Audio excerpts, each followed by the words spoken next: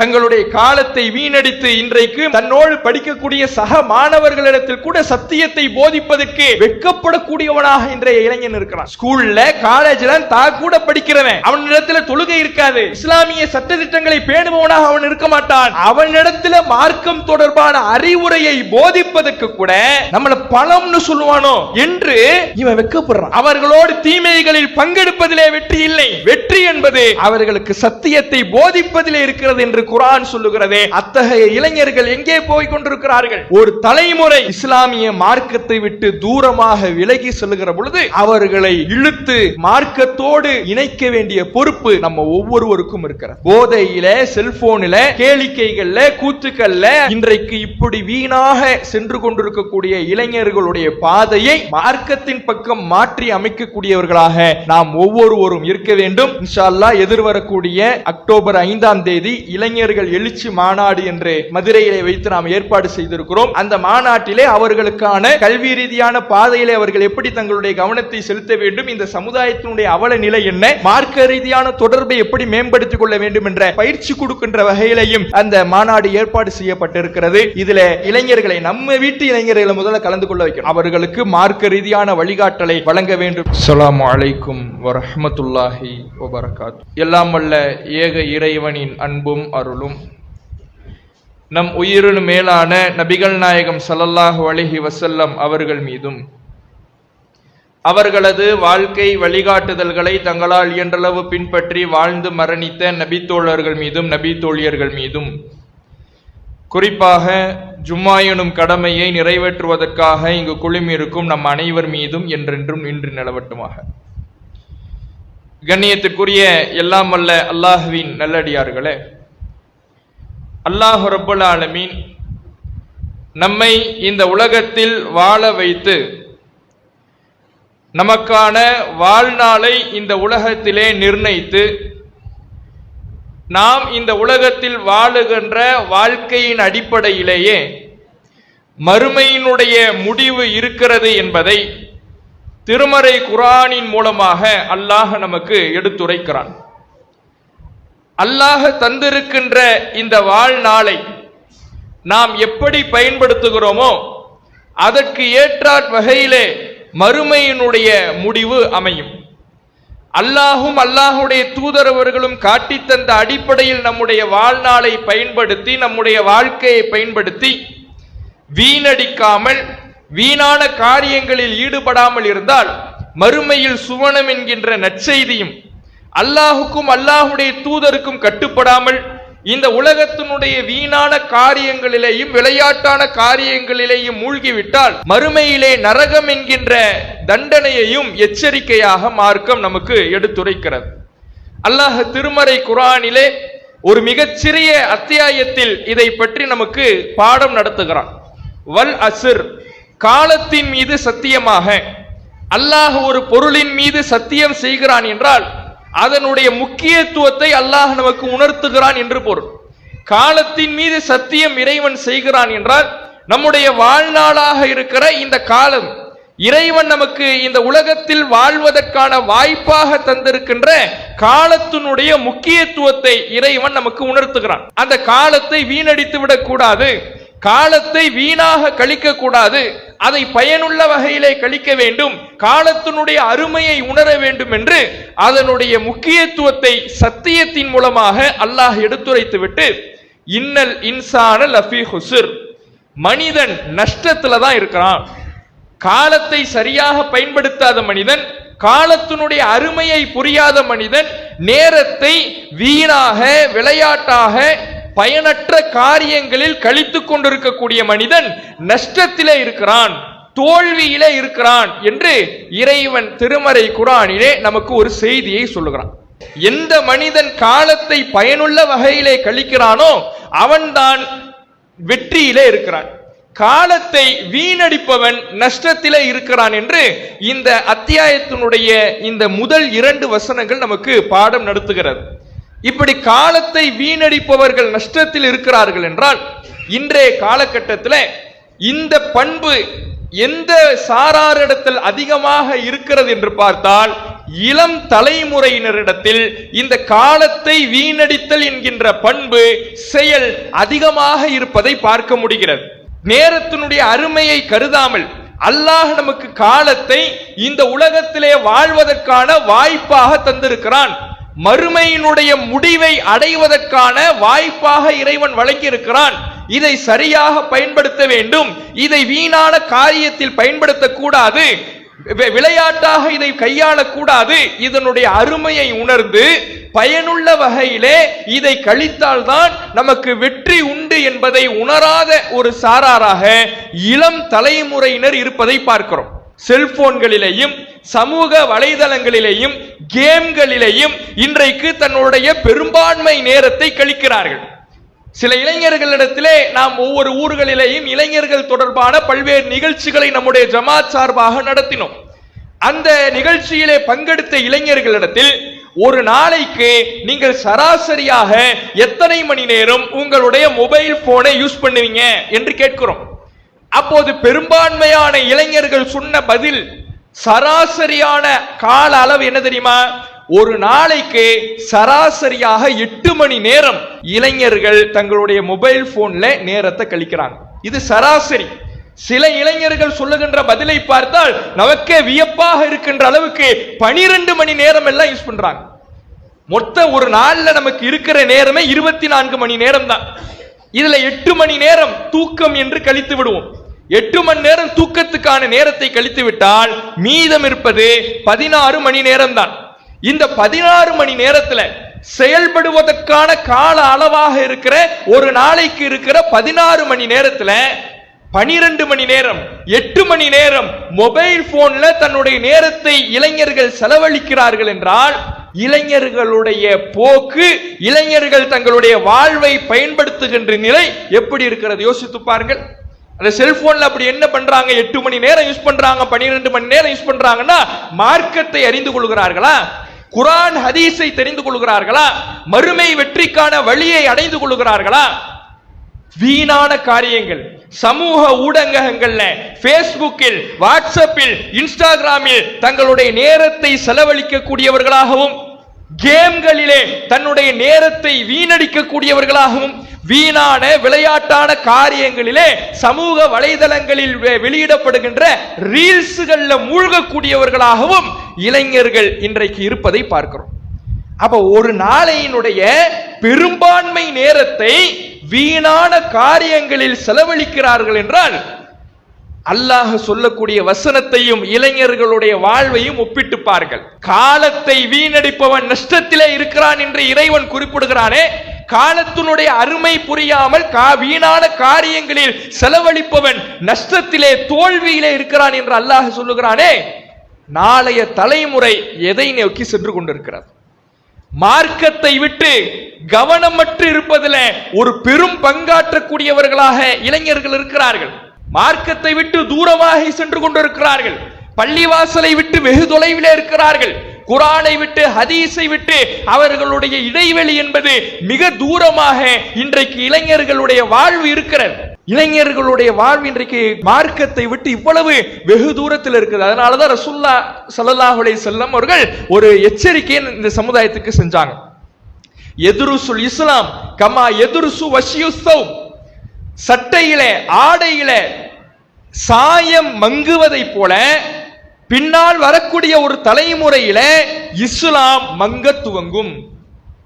Dress போட்டு use பண்ணிக்கிட்டே இருக்கிறோம், துவைக்க துவைக்க துவைக்க சாயம் போய் வெளுத்து எப்படி போகுமோ, மங்கி போகுமோ, அது போல ஒரு தலைமுறையிலே இஸ்லாமே மங்க துவங்கி விடும். அது எப்படி இஸ்லாம் மங்கும்? அல்லாஹ்வுடைய மார்க்கமாச்சே. இஸ்லாம் மங்காமல் இஸ்லாத்தை பாதுகாக்கிற அல்லாஹ்வுடைய இறை வேதமான திருமறை குர்ஆன் உலகத்திலே இருக்கின்ற பொழுது எப்படி இஸ்லாம் மங்கும்? சஹாபாக்கள் கேட்கிறாங்க. அப்ப அல்லாஹ்வுடைய தூதரவர்கள் சொல்றாங்க, ஒரு தலைமுறை வரும், அந்த தலைமுறைக்கு மா ஸலாத் வலா சியாம் வலா சதகா வலா நுசுக், அந்த தலைமுறைக்கு தொழுகையை பற்றி தெரியாது, நோன்பை பற்றி தெரியாது, தர்மத்தை பற்றி தெரியாது, இஸ்லாத்தின் இன்ன பிற வணக்க வழிபாடுகளை பற்றி தெரியாது. இப்படி இஸ்லாத்தை பற்றிய ஞானம் குறைந்து இஸ்லாத்தை விட்டு அந்த தலைமுறையினர் தூரமாக விலகி நிற்பார்கள். அந்த காலகட்டத்திலே இஸ்லாம் ஒரு மந்த நிலையை, மங்கிய நிலையை அடையும். முஸ்லிம்கள் இருக்க மாட்டாங்கன்னு அதுக்கு அர்த்தம் கிடையாது. முஸ்லிம்கள் இருப்பாங்க, நிறைய அப்துல்லாக்கள் இருப்பார்கள், நிறைய முகம்மதுகள் இருப்பார்கள், நிறைய இப்ராஹிம்கள் இருப்பார்கள், பெயர் அளவிலே முஸ்லிம்கள் கூட்டம் கூட்டமாக இருப்பார்கள். ஆனால் அவர்களிடத்திலே இஸ்லாம் என்பது, அதனுடைய சட்ட திட்டங்கள் என்பது இருக்காது. எந்த லெவலுக்கு அவங்க இருப்பாங்கன்னா, அவங்க சொல்லுவாங்களா, அதரக்கனா ஆபா அனா அலா கலிமத்தி லா இலாஹ இல்லல்லாஹ், எங்களுடைய முன்னோர்களை, எங்க பெற்றோரை லா இலாஹ இல்லல்லாஹ் என்ற கலிமாவை சொல்லக்கூடியவர்களாக நாங்கள் கண்டோம். ஃபனஹ்னு நகுலுஹா, அதனால நாங்க சொல்லிக்கிட்டு இருக்கிறோம். ஏதோ தலைவிதியேன்னு இருக்கிறோம். எங்களுடைய பெற்றோர் முஸ்லீம், எங்களுடைய தாயார் முஸ்லீம், எங்களுடைய தகப்பனார் முஸ்லீம், அதனால் நாங்கள் முஸ்லீம். வேறு எதுவும் இந்த இஸ்லாத்தை பற்றி எங்களுக்கு தெரியாது, தொழுகையை பற்றி தெரியாது, நோன்பை பற்றி தெரியாது என்று ஒரு தலைமுறை உருவாகும் என்று அல்லாஹ்வுடைய தூதர் அவர்கள் எச்சரிக்கை செய்தார்களே, அது போன்ற ஒரு நிலையில் நாம் இருக்கிறோமோ என்று அஞ்சுகின்ற அளவுக்கு மார்க்கத்தை விட்டு இன்றைய இளைஞர்கள் வெகு தூரத்தில் இருப்பதை பார்க்கிறோம். தங்களுடைய நேரத்தை வீணாக கழிப்பதை பார்க்கிறோம். இறைவன் சொல்லுகின்ற தோல்வியிலே இருக்கிறார்களோ என்று என்ன தோன்றுகின்ற அளவுக்கு அவர்களுடைய செயல்பாடு இருப்பதை பார்க்கிறோம். இப்படியான இந்த தோல்வியிலிருந்து விலகி வெற்றியை அடையக்கூடியவர்களிடத்திலே 4 பண்பு இருக்க வேண்டும் என்று அல்லாஹ் அந்த வல் அஸ்ர் அத்தியாயத்திலே சொல்கிறான். அந்த 4 பண்பு என்ன? இல்லல்லதீன ஆமனு வ அமிலு ஸாலிஹாத் வத்தவாஸோ பில் ஹக்கி வத்தவாஸோ பிஸ் ஸப்ர். நம்பிக்கை கொண்டிருப்பார்கள், நல்ல அமல்கள் செய்வார்கள், சத்தியத்தை ஒருவருக்கு ஒருவர் உபதேசித்துக் கொள்வார்கள், அடுத்தவருக்கு மார்க்கத்தை போதிப்பார்கள், பொறுமையை போதிப்பார்கள். இந்த 4 காரியத்தை யாரு தன்னுடைய வாழ்நாளை, காலத்தை பயன்படுத்தி செய்கிறார்களோ அவர்கள் தான் வெற்றி பெறுவார்கள். மற்றவர்கள் காலத்தை வீணடித்து மறுமையிலே நஷ்டத்தை அடைவார்கள். நம்பிக்கை கொள்வார்கள், அல்லாஹ்வை நம்பணும், மறுமையை நம்பணும். நம்பணுங்கிறது வெறும் வாயளவில் இருக்கக்கூடாது. என் தாய் முஸ்லீம், என் தகப்பனார் முஸ்லீம், அதனால நானும் முஸ்லீம் என்று வாழ்வதை போன்ற அந்த வாழ்க்கையை இது பற்றி பேசல. நம்பிக்கை கொள்வார்கள் என்றால் ஆழமான நம்பிக்கை இருக்கணும், மறுமையை பற்றிய அச்சம் இருக்கணும், அல்லாஹ்வை பற்றிய பயம் இருக்க வேண்டும். அல்லாஹ் நம்மை பார்த்து கொண்டிருக்கிறான், ஒவ்வொரு நிமிடமும் கண்காணித்துக் கொண்டிருக்கிறான். மறுமையிலே நாம் செய்யக்கூடிய செயல்பாடுகளுக்கு விசாரணை இருக்கிறது. நாம் என்ன செய்தாலும் அணுவளவு நன்மையானாலும் மறுமையில் விசாரணை உண்டு, அணுவளவு தீமையானாலும் மறுமையிலே விசாரணை உண்டு, அதற்கான கணக்கு தீர்க்கப்படும் என்று தெள்ள தெளிவாக ஆழமாக நம்பணும். அப்படியான நம்பிக்கை உள்ள இளைஞர்களை உருவாக்க வேண்டும். இரண்டாவது, நல்ல அமல்கள் செய்யக்கூடிய இளைஞர்கள் வேண்டும். நல்ல அமல்கள் எப்படி ஈடுபடக்கூடியவர்களாக இருக்கணும்? பள்ளிவாசலுடைய தொடர்பு இருக்கும். வணக்க வழிபாடுகள்ல தன்னார்வமாக செயல்படக்கூடிய இளைஞர்கள் உருவாக வேண்டும். அல்லாஹ் ரப்பல் ஆலமீன் நாளை மறுமை நாள்ல சூரியன் தலைக்கு அருகாமையிலே நிறுத்தப்படுகின்ற அந்த வேளையில் கூட 7 சாராருக்கு தன்னுடைய நிழலை கொடுத்து அவர்களை அந்த வேதனையிலிருந்து காப்பாற்றுவதாக சொல்கிறான். மறுமை நல்ல எல்லா மக்களும் ஆதம் நபியிலிருந்து உலகத்தில் பிறக்கின்ற கடைசி மனிதன் வரை ஒரு இடத்திலே ஒன்று திரட்டப்பட்டு நிறுத்தப்பட்ட வேளையிலே சூரியன் தலைக்கு அருகாமையில கொண்டு வந்து நிறுத்தப்படும். ஒவ்வொரு மனிதனும் வியர்வையிலே தத்தளித்துக் கொண்டிருப்பான், வியர்வையிலே மூழ்கி கொண்டிருப்பான். தன்னுடைய பாவத்திற்கேற்ப அவனுடைய வியர்வையினுடைய அளவு அதிகமாக இருக்கும். அந்த நேரத்தில் அந்த வேதனையில 7 சாராருக்கு அல்லாஹ் நிழலை கொடுத்து இன்பத்தை தருகிறான். அதில் ஒரு சாரார் ஷாபுன் நஷஅ ஃபி இபாதத்தி ரப்பி, தன் இறை வழிபாட்டிலேயே வளர்ந்த இளைஞன்.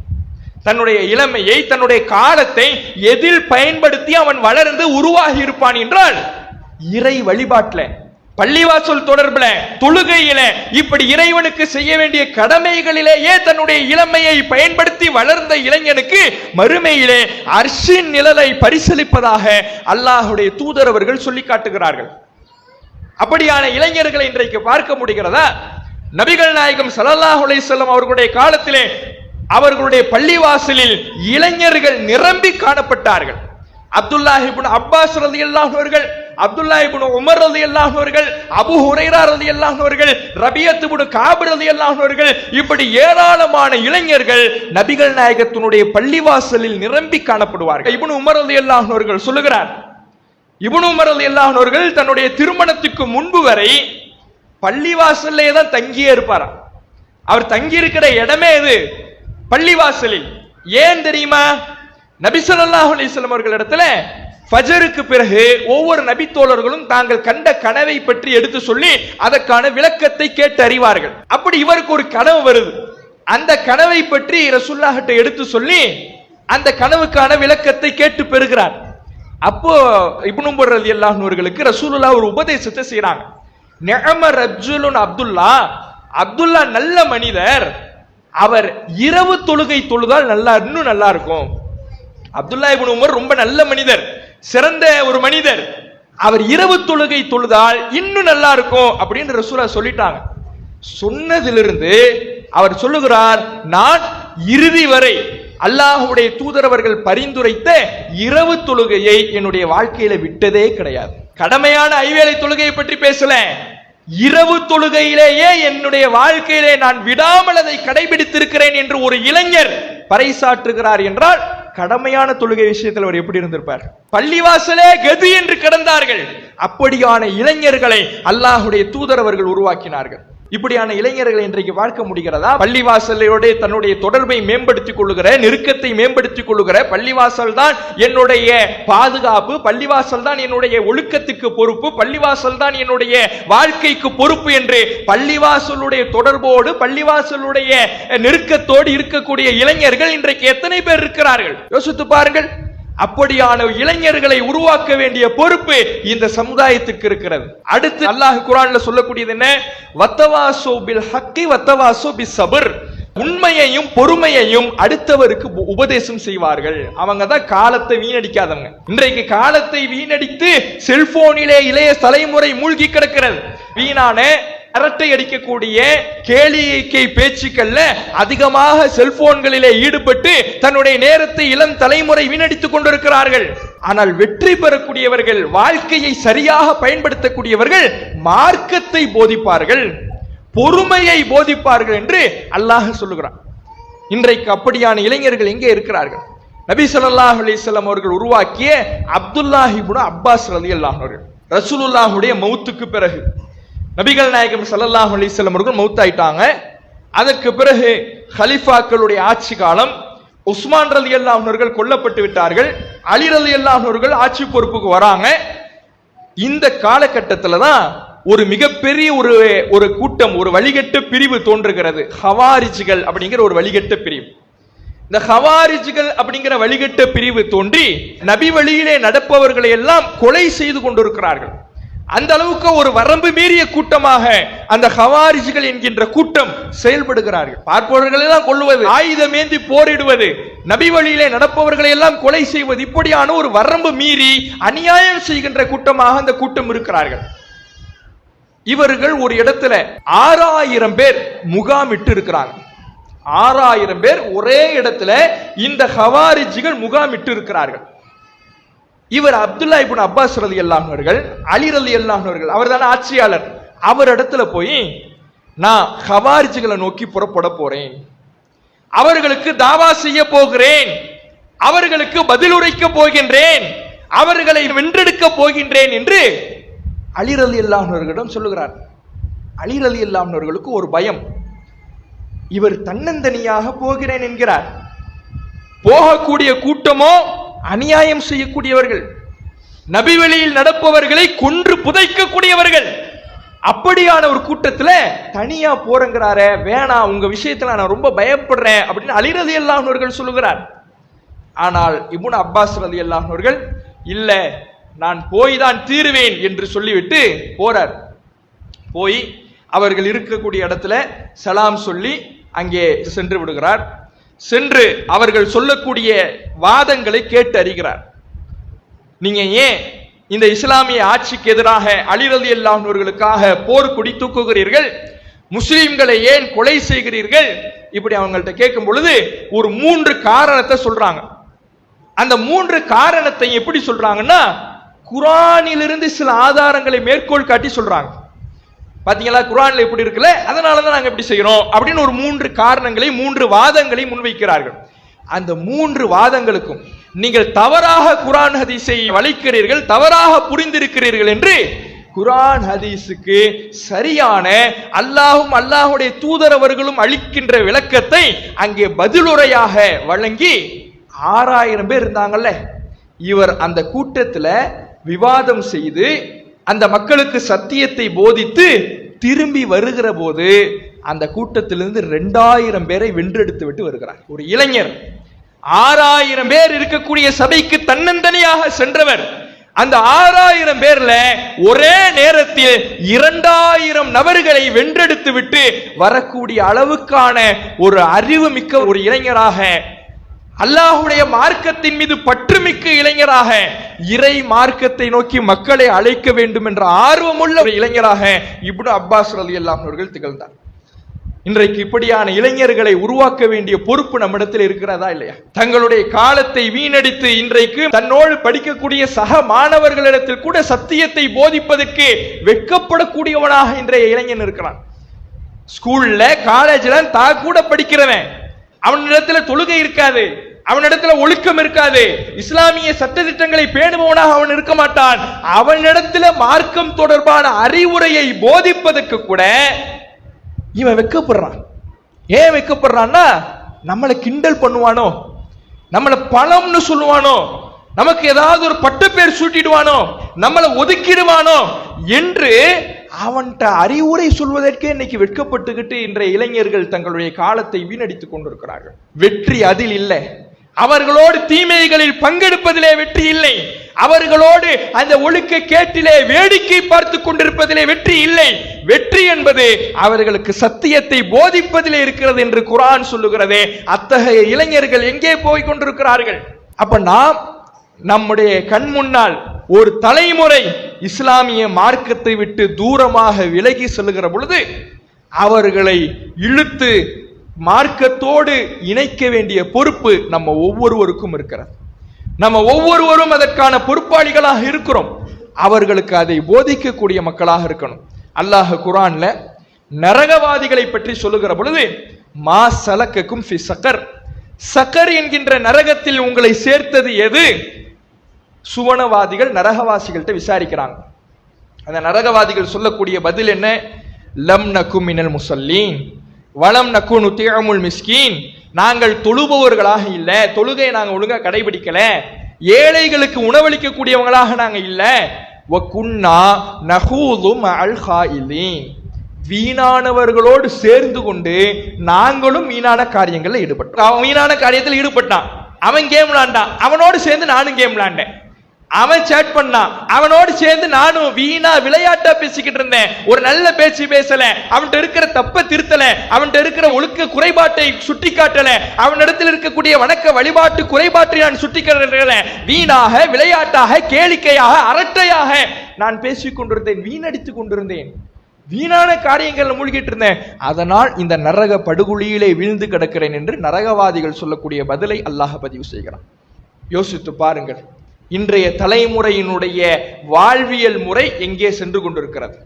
மார்க்கம் வழிகாட்டக்கூடிய வழிகாட்டுதலுக்கு முரணாக தூரமாக மாற்று பாதையிலே இன்றைக்கு இளைஞர்களுடைய பயணம் சென்று கொண்டிருக்கிறது. போதையில, செல்போனில, கேளிக்கைகள்ல, கூத்துக்கள்ல, அரட்டைகள்ல இன்றைக்கு இப்படி வீணாக சென்று கொண்டிருக்கக்கூடிய இளைஞர்களுடைய பாதையை மார்க்கத்தின் பக்கம் மாற்றி அமைக்கக்கூடியவர்களாக நாம் ஒவ்வொருவரும் இருக்க வேண்டும். அதற்காக தான் இன்ஷா அல்லாஹ் எதிர்வரக்கூடிய அக்டோபர் 5ஆம் தேதி இளைஞர்கள் எழுச்சி மாநாடு என்று மதுரையிலே வைத்து நாம் ஏற்பாடு செய்திருக்கிறோம். இதற்கான அழைப்பு பணிகள் இப்பொழுதே தமிழகம் முழுவதும் நடைபெற்று கொண்டிருக்கிறது. இளைஞர்களுக்கான அறிவுரைகள் வழங்கப்பட்டு கொண்டிருக்கிறது.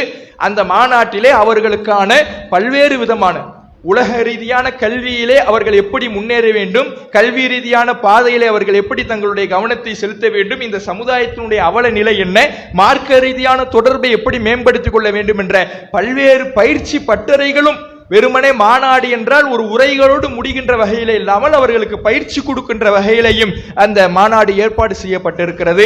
இதுல பல இளைஞர்களை, நம்ம வீட்டு இளைஞர்களை முதல்ல கலந்து கொள்ள வைக்கணும். நம்ம பிள்ளைங்க, நம்ம இளைஞன், அது நம் பிள்ளை நம் கண்ணுக்கு நல்ல பிள்ளையாக இருந்தாலும் அவன் வழி தவறிவிடக் கூடாது என்கின்ற எண்ணம் நமக்கு இருக்க வேண்டும் என்றால், அவனுக்கு ஒரு லகான் போட வேண்டும் என்றால், இது போன்ற மார்க்க விவகாரங்களில் அவனை கலந்து கொள்ள செய்ய நாம் முயற்சி செய்ய வேண்டும், அதிலே பங்கெடுக்க செய்ய வேண்டும், அவர்களுக்கு மார்க்க ரீதியான வழிகாட்டலை வழங்க வேண்டும் என்று சொல்லி இடை செய்கின்றேன்.